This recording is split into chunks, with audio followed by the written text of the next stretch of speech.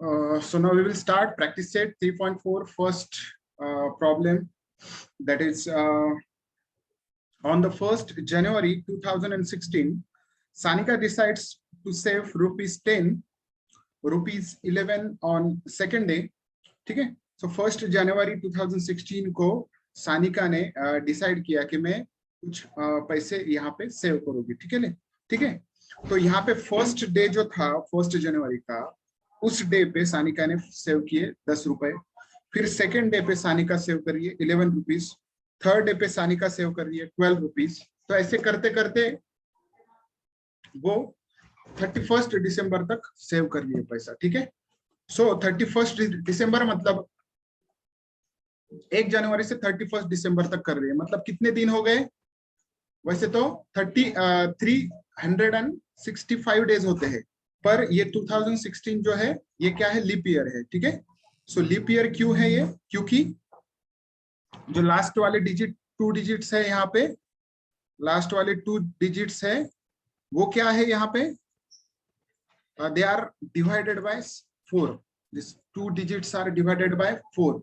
That's why this year is leap year. That's why this year is leap year. ठीक है ना? तो अगर यहाँ पे 2017 रहता था या 2018 तो ये लीप ईयर नहीं होता, तो यहाँ पे डेज 365 होते थे. ठीक है, सो ये लिखेंगे कैसे? ठीक है, सो यहाँ पे आपको पहले लिखना पड़ेगा Sanika saves ₹10.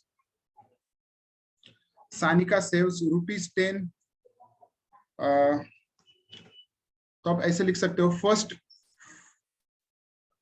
Sanika first day saving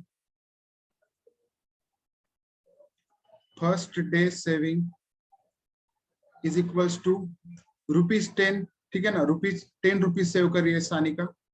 फिर सेकेंड डे सो हियर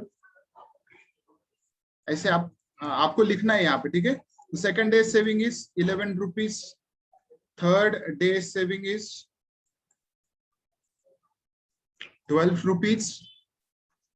ठीक है, in this way Sanika is saving हर, ठीक है ना, मनी. ठीक है ना, तो यहाँ पे ₹10 सेव करिए, फिर ₹11, फिर ₹12. तो ऐसे बढ़ते बढ़ते मतलब एक हर दिन एक से बढ़ रहे हैं. ठीक है, उसके सेविंग हर दिन एक से बढ़ रहे हैं. फिर आपको बाद में क्या लिखना है?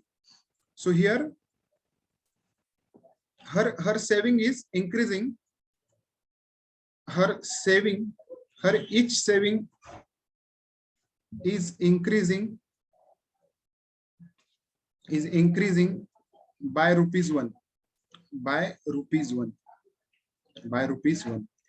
तो यहाँ पे हर दिन उसकी सेविंग ₹1 से बढ़ रही है. तो therefore her savings are in AP. हम ऐसा लिख सकते हैं कि her savings are in AP. तो अगर हमें ये अरिथमेटिक प्रोग्रेशन के फॉर्मूला से सॉल्व करना है तो हमें ये पहले दिखाना पड़ेगा कि इसमें जो भी क्वांटिटीज दी है, जो भी इंस्टॉलमेंट्स दिए हैं या सेविंग्स दिए हैं, वो अरिथमेटिक प्रोग्रेशन में है या नहीं, हमें बताना पड़ता है. तो यहाँ पे जो भी सेविंग्स है सानिका के, वो क्या है? हर savings are in arithmetic progression, are in AP arithmetic progression. ठीक है, सो देयरफॉर हम ऐसा यहाँ पे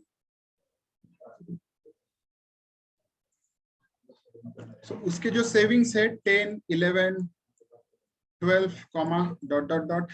तो यहाँ पे ए क्या होगा? ए हो जाएगा 10. पहले दिन की सेविंग उसकी ₹10 है, so a equal to first term sequence की अरिथमेटिक प्रोग्रेशन की 10 हो जाएगी.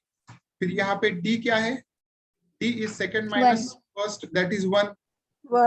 Term minus first, that is 1. ठीक है, सो डी भी पता चल गया हमें यहाँ पे. फिर क्या क्या है यहाँ पे? So as this year is N 366. Yes, N is 366. तो यहाँ पे आपको लिखना है as 2016 is leap year, as 2016 is leap year.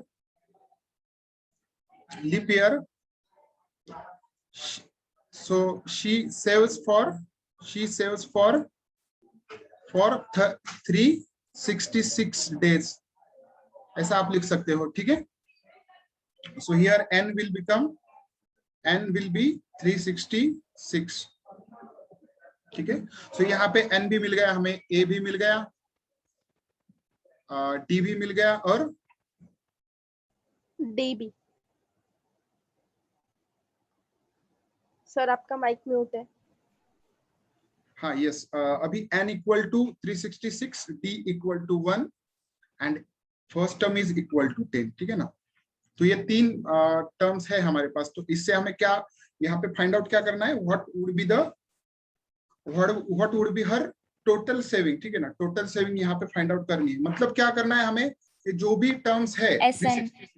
Yes, उनका SN निकालना है, उनका एडिशन करना है, ठीक है ना।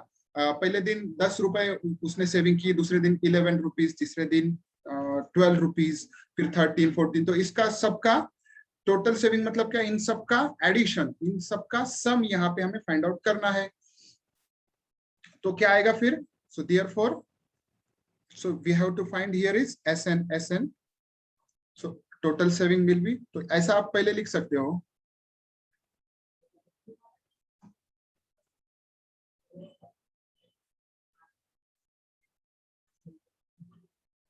so total saving हमें फाइंड आउट करनी है। so total saving is equals to S366, ठीक है ना, S366। तो SN का फॉर्मूला क्या है, SN is equals to, we know that SN is equals to N upon 2 in bracket 2A plus N minus 1 into D, ठीक है। तो here N is 366 upon 2 in bracket 2 into A क्या है हमारे पास, 10 है, फर्स्ट डे की saving, और यहाँ पे n is 366 minus 1 into d is 1. So here 2 से अगर हम डिवाइड करेंगे तो 2 1 जा 2, 183 हो जाएगा। फिर ये 10 2 जा 20 प्लस 365 into 1, ठीक है। देन ये हो जाएगा, ये as it is 183 bracket 20 plus 365, so 183 into 385, 365 plus 20 is 385, so 183 into 385 कितना होगा मल्टीप्लीकेशन,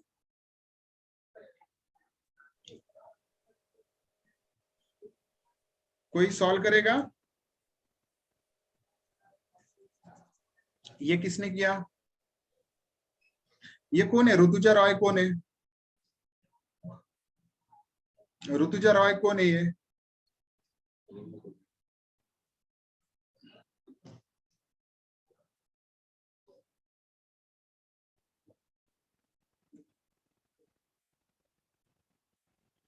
$70,455। ठीक है, एक मिनट। सो इसका जो मल्टीप्लीकेशन है वो हो जाएगा 70,455, यस यस 366, ठीक है। So yes 366 is 70,455। सो उसकी टोटल सेविंग क्या रहेगी फिर,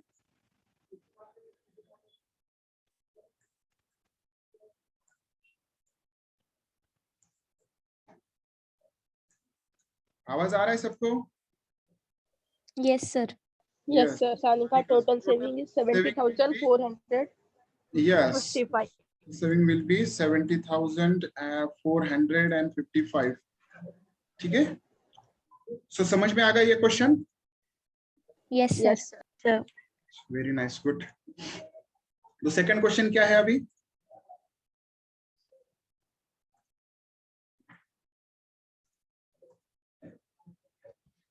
so now we will discuss second question. So what is second question is, man borrows rupees 800 and agrees to repay with a total interest of rupees 1360 in 12 monthly installments, each installment being less than the preceding one by rupees 40. So find the amount of the first and last installment. तो यहाँ पे एक आदमी ने कुछ rupees लिए हैं किसी से तो भी, ठीक है, 8,000 रुपीस बोरो किए हैं, फिर उसे वो रिपे करने हैं इंटरेस्ट के साथ, ठीक है, उसे वो रिपे करने हैं इंटरेस्ट के साथ। कितना इंटरेस्ट है? ₹1360। तो उसको टोटल रुपीस कितने रिपे करने हैं? 8,000 प्लस 1360। तो यहाँ पे हम लिखेंगे, सो मैन बोरोस,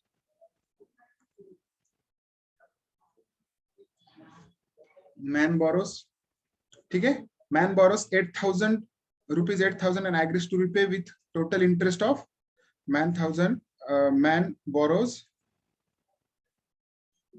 8,000 rupees, ठीक है, and he have to repay the amount. He have to repay the amount. So total amount कितना रिपे करना है उसे? So amount will be principal जितना भी लिया था उसने, बोरो किया था, वो होता है प्रिंसिपल, और उसे जितना ब्याज लगता है वो होता है इंटरेस्ट। सो 8,000 प्लस इंटरेस्ट कितना है? इंटरेस्ट है 1360, ठीक है। सो हियर ये एडिशन हो जाएगी 9360। सो पूरा अमाउंट उसको कितना रिपे करना है? पूरा अमाउंट है 9360, ठीक है। सो इतने जो रुपए है 9,360 रुपीज उसे फिर से उसे देने हैं, ठीक है ना, जिससे भी लिए थे उसने, ठीक है। अब वो कैसे देने हैं उसे? वो देने हैं 12 मंथली इंस्टॉलमेंट्स में, 12 मंथली इंस्टॉलमेंट्स में, ठीक है। So he will repay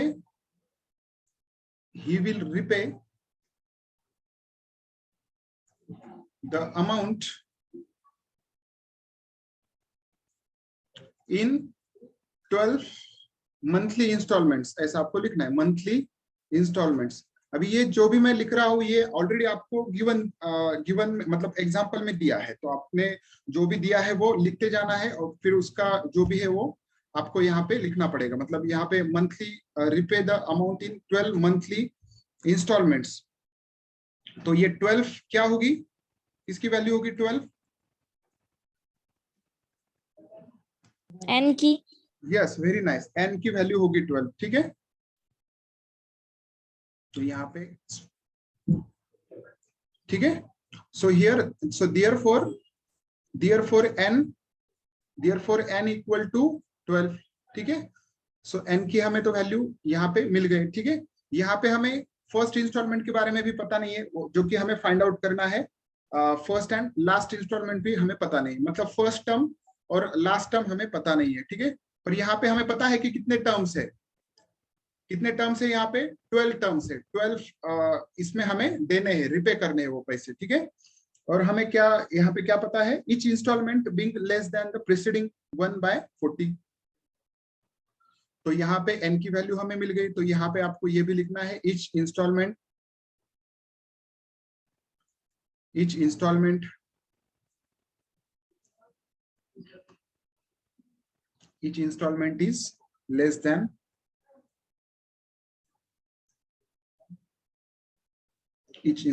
is less than preceding one.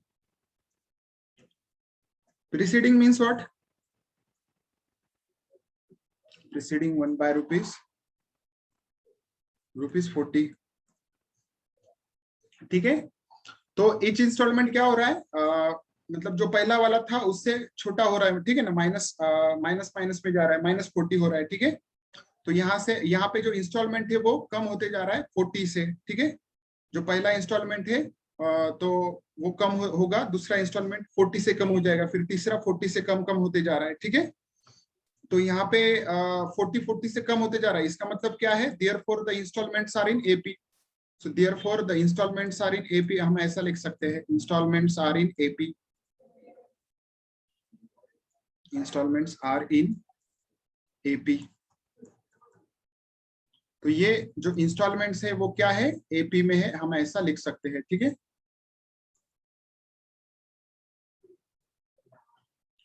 So the installments are in AP.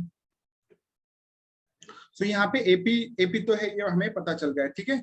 यहाँ पे एपी है, फर्स्ट टर्म कुछ रहेगी, सेकंड कुछ, फर्स्ट टर्म हमें फाइंड आउट करनी है और लास्ट टर्म हमें फाइंड आउट करनी है, ठीक है।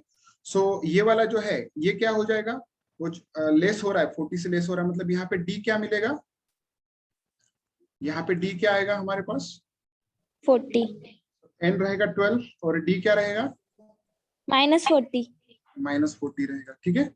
सो एन तो पता है, डी भी पता है, और यहाँ पे टोटल रुपीस कितने देने हैं, 9360 रुपीस।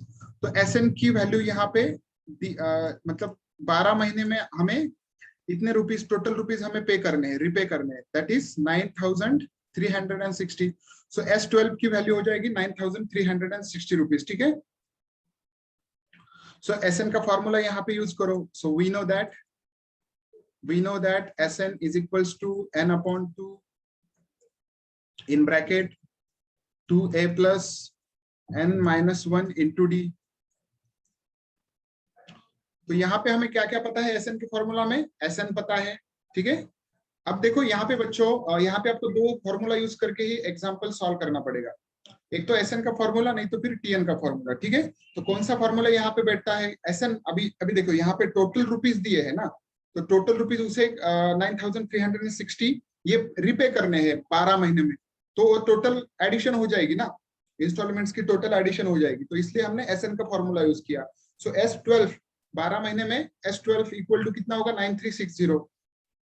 तो यहाँ पे हमें S12 की वैल्यू पता है, n की भी वैल्यू यहाँ पे पता है, n की वैल्यू क्या है, 12 upon 2।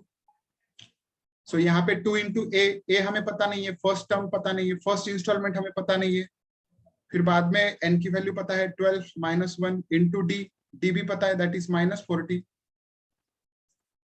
That is -40।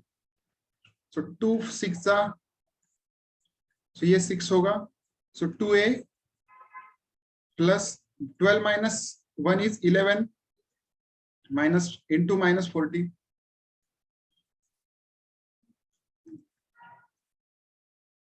Into -40। So S12 कितना है हमारे पास, S12 इज 9360। सो ये यहाँ पे जाके डिनोमिनेटर में जाएगा, 6 ये डिनोमिनेटर में जाएगा डिवीजन में इधर, और यहाँ पे क्या रहेगा 2a plus 2a minus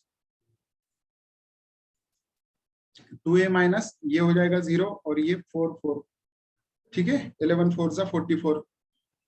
so ये 6 से अगर डिवाइड करेंगे, 6 1 जा 6, then 6 5 जा 30, and 6 6 जा, and this one is 0। सो यहाँ पे 2a minus 440, so 1560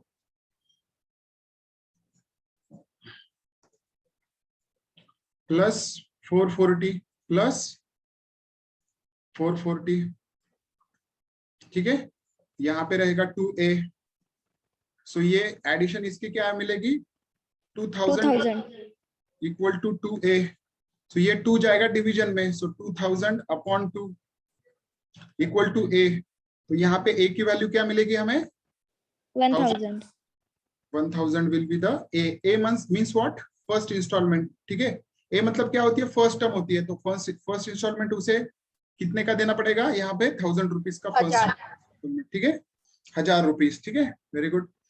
तो यहाँ पे हम लिख सकते हैं, तो फिर हम बाद में फिर से हम यहाँ पे हमें क्या फाइंड आउट करना है, लास्ट इंस्टॉलमेंट फाइंड आउट करना है, मतलब Tn की वैल्यू फाइंड आउट करनी है, ठीक है। सो a हमारे पास है 1000, फिर यहाँ पे n है 12 और d भी पता है हमें -40। तो इसे हम Tn की वैल्यू फाइंड आउट कर सकते हैं। T मतलब क्या, T12, ठीक है ना।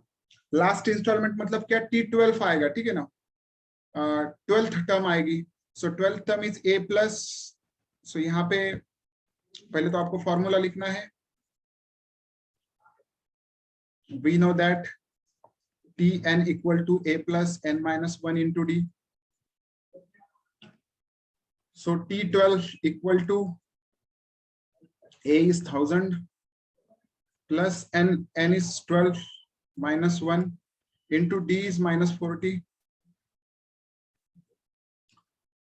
तो ये 1000 as it is plus 12 minus 1 is 11 into minus 40.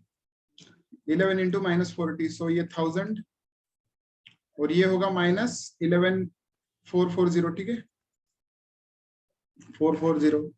So T12 क्या मिलेगा? 560. T12 will be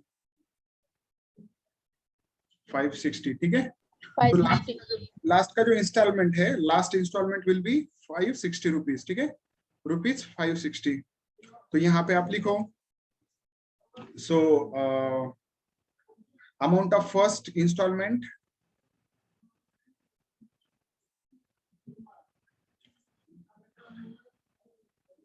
So direct लिखो, first installment is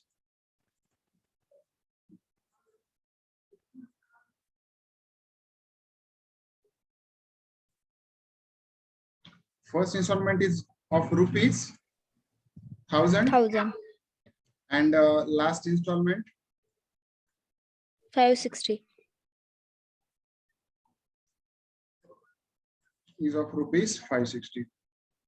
ठीक है, वैसे आपको सॉल्व करना है. समझ में आ गया ये question? yes sir Yes, sir. yes किसे समझ में नहीं आया? जगदीश बेटा समझ में आ गया आपको? Jagdish, Yes, sir. Sonali, Sakshi, Sayam, Yes. yes sir yes Sayam. ठीक है, अब क्वेश्चन नंबर 3 आएगा आपको सॉल्व करने के लिए. Question number 3, Sachin invested in the National Savings Certificate Scheme in the first year. In the first year, he invested rupees 5,000. The first year he invested rupees 5,000. In the second year, he rupees 7,000.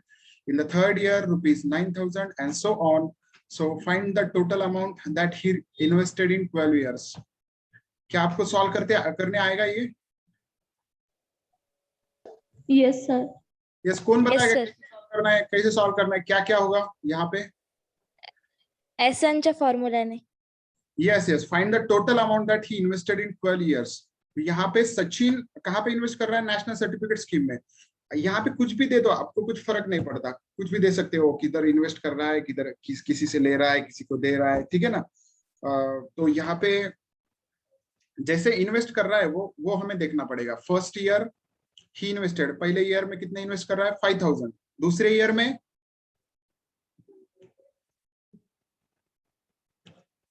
Year में कितने कर रहा है? 7,000. Second year 7,000, third year 9,000. तो ये आपको invested, first year he invested 5,000, so second year 7,000, third year 9,000. ऐसे आपको लिखना है. ठीक है, मैं आपको थोड़ा स्टार्टिंग का लिख देता हूँ, फिर आप सॉल्व कर दो. ठीक है, सो यहाँ पे Sachin invested.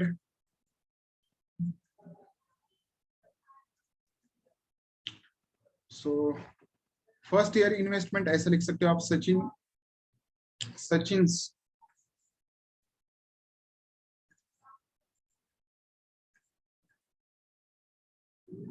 first year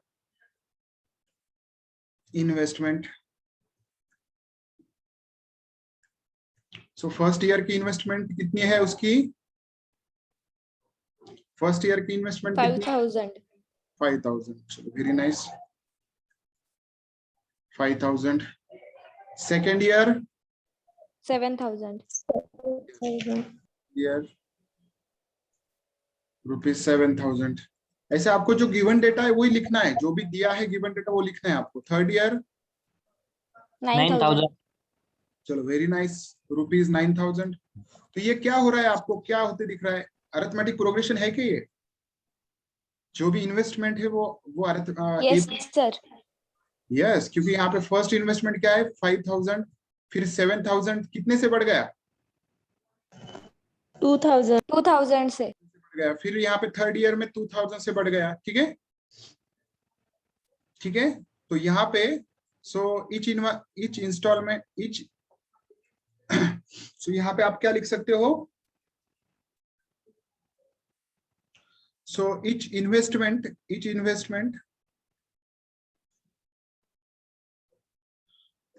सो एवरी ईयर, ऐसा लिख सकते हो आप, every year investment is increasing by rupees 2000, is increasing by rupees 2000, ठीक है। हर साल इंक्रीज हो रहा है इन्वेस्टमेंट, ठीक है ना, 2000 से। तो ये सेंटेंस अगर आपको मतलब लिखना आना चाहिए, ठीक है ना, बहुत सिंपल सेंटेंस है। अगर नहीं आया तो भी टेंशन मत लो, जो भी आता है आपको वो आप यहाँ पे सॉल्व कर सकते हो बाद में, ठीक है। फिर यहाँ पे आपको लिखना है therefore the investments are in, so investments are in AP, ऐसा लिखना है, ये सेंटेंस आपको लिखना है, ठीक है। Investments are in AP, arithmetic progression है। फिर हमारा स्टार्ट करना है यहाँ पे, ठीक है। सो उसने कितने साल के लिए इन्वेस्ट किया बच्चों, 12 साल के लिए, ठीक है ना, लास्ट का 12 years. Yes, total amount that he invested in 12 years. So यहाँ पे आप लिखो he invested for 12 years, he invested for 12 years.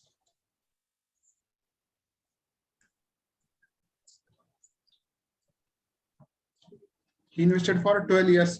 तो यहाँ पे सबको मिला के यहाँ पे हमें क्या मिल रहा है, ए इक्वल टू कितना मिल रहा है, फर्स्ट ईयर का इन्वेस्टमेंट कितना है, 5000. यहाँ पे डी क्या मिलेगा, डी 2000. 2000। और यहाँ पे क्या क्या मिल गया हमें, N is equal to 12. 12 years. 12 साल के लिए इन्वेस्ट करना है, मतलब 12 n इक्वल टू 12, ठीक है। ए मिल गया, डी मिल गया, एन मिल गया। हमें क्या फाइंड आउट करना है, find the total amount invested in, and S N find out करना है, ठीक है। एस एन हमें फाइंड आउट करना है, S12 फाइंड आउट करना है, ठीक है। एन का क्या है वैल्यू, 12 है ना, Yes sir. वैल्यू 12 है, इसलिए S12 फाइंड आउट करना है। तो एस एन का फॉर्मूला लिखो यहाँ पे, we know that S N is equals to n upon 2 in bracket 2a plus n minus 1 into d. So यहाँ पे S12 is equals to n is 12 upon 2 in bracket 2 into 5000 plus n is 12 minus 1 into d कितना है, 2000. 2000, ठीक है। सो इसके बाद आप solve करो और मुझे आंसर बताओ जल्दी से जल्दी, फास्ट। सो 212 का 6 मिलेगा, फिर ये हो जाएगा दोनों का मल्टीप्लीकेशन 10,000 सॉरी, प्लस ये हो जाएगा 12 माइनस 1 11 इंटू 2000, फिर क्या होगा 6 into 10,000 into this one, so 10,000 plus 11 to the 22,000. 22. So ये आएगा 6 into इसका एडिशन आएगा 32,000. 2,000, ठीक है, वेरी गुड, 32,000। इसका मल्टीप्लिकेशन क्या मिलेगा, 0 0 0 6 to the 12, 1,92,000. यस बेटा, 1,92,000. 1,92,000, 92,000.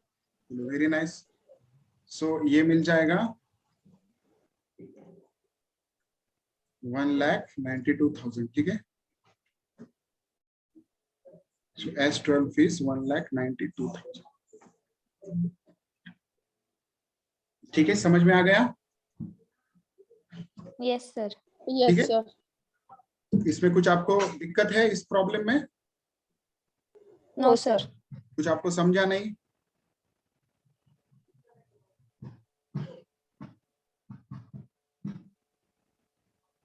ठीक है, कुछ भी नहीं है यहाँ पे। फर्स्ट जो भी दिया है आपको प्रॉब्लम में से कुछ ना कुछ आपको मतलब जो भी ए है जो डी है वो हमें मतलब वहां पे देखना है कि डी क्या आ सकता है, ए क्या आ सकता है। पहले तो आपको देखना है कि वो अरिथमेटिक प्रोग्रेशन है क्या नहीं, पर हर एक क्वेश्चन में अरिथमेटिक प्रोग्रेशन होता ही होता है, ज्यादा से ज्यादा क्वेश्चंस में अरिथमेटिक प्रोग्रेशन होता ही है वो, पर वहां पे देखना है कि वो बढ़ रहा है क्या कम हो रहा है, ठीक है ना, ये बहुत इंपॉर्टेंट है। सेकंड क्वेश्चन में क्या हो रहा था, कम हो रहा था, ठीक है ना, जो भी उसके जो इंस्टॉलमेंट्स थे सेकंड प्रॉब्लम में वो क्या हो रहे थे, डिक्रीज हो रहे थे, ठीक है ना, फर्स्ट इंस्टॉलमेंट से सेकंड इंस्टॉलमेंट छोटा हो रहा था, डिक्रीज हो रहा था 40 से, तो इसलिए वहां पे डी इक्वल टू -40 लिया हमने, ठीक है। तो आप लोग को देखना है कि वहां पे ए क्या हो सकता है, डी क्या हो सकता है, एन की वैल्यू है क्या वहां पे, फिर टी एन है क्या लास्ट वैल्यू, एस एन है क्या, ठीक है। टोटल अगर है टोटल सेविंग और टोटल ये, तो ये ऐसे नहीं होता है ज्यादा से ज्यादा, ठीक है।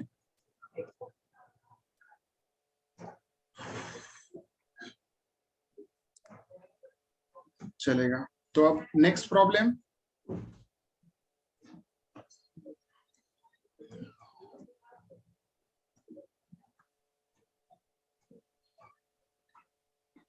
What is next problem, question number 4।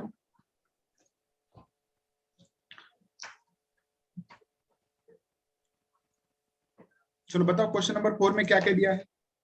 There is an auditorium with 27 rows of seats.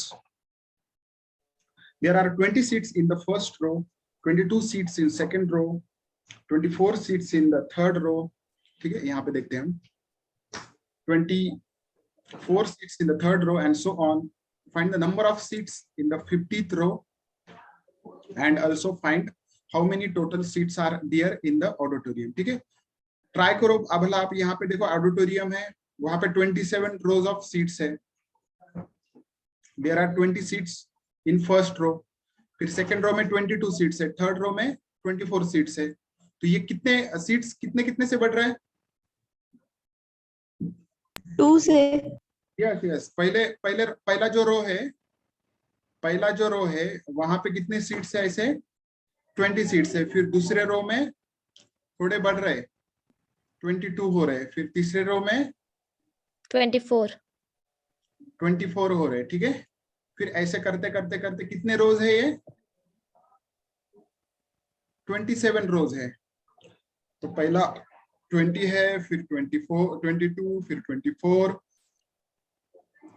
तो 20 22 और 24 ये क्या हो रहा है, अरिथमेटिक प्रोग्रेशन में आ रहे हैं, ये अरिथमेटिक प्रोग्रेशन में आ रहे हैं, ठीक है। तो यहाँ पे फर्स्ट टर्म आएगी, डी भी आएगा, और यहाँ पे एन भी है, ऐसे 27 रोज है, तो यहाँ पे n इक्वल टू 27 आएगा, a equal to 20, d equal to 2। हमें फाइंड आउट क्या करना है, find the number of seats in 50th रो।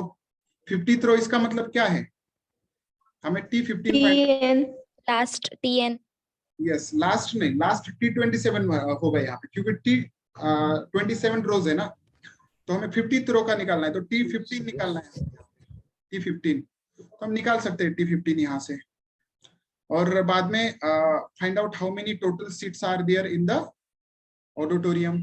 तो SN ये क्या होगा, SN टोटल सीट्स मतलब क्या, सबकी एडिशन होगी ना, टोटल नंबर ऑफ सीट्स की फर्स्ट रो की प्लस फर्स्ट रो में जो भी सीट्स है उसका एडिशन सेकंड रो के सीट्स के साथ, उसका एडिशन थर्ड रो के सीट्स के साथ, ठीक है। तो हम देखेंगे, ठीक है।